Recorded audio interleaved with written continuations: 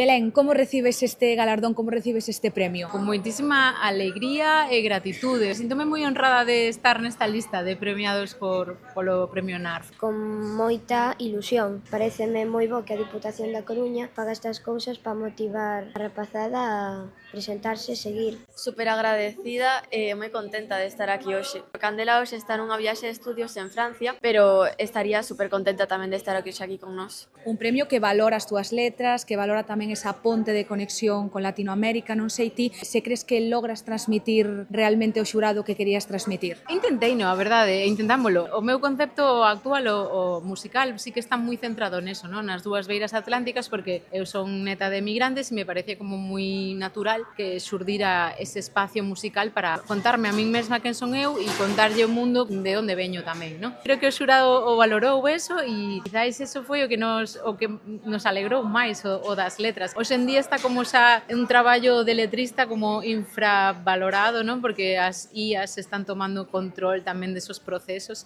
entonces estamos super orgullosas. Aquí recibindo un premio por Bule Bule, que ademais teño entendido que é unha canción que mestura electrónica co tradicional. Por que esa mestura tan peculiar? Sobre todo a min gustame moito a baiuca, quixe facer algo parecido a baiuca, tamén porque a min gustame a música tradicional, entonces quise mesturar ao máis recente e gustoume moito a mestura. Vamos a compoñer sen ter idea do que estábamos facendo e pouco a pouco foi xurdindo tanto a melodía como a letra, non foi algo que quixéramos compoñer e acabou saindo, foi máis como espontáneo, pero acabou saindo pouco a pouco e convertiuse no que é, pero non querendo que fora iso. Ademais, unha doble valoración da Deputación da Coruña, porque ti xa, de hecho, pistoletazo de salida a esta gala cunha actuación aquí sen precedentes no Teatro Colón.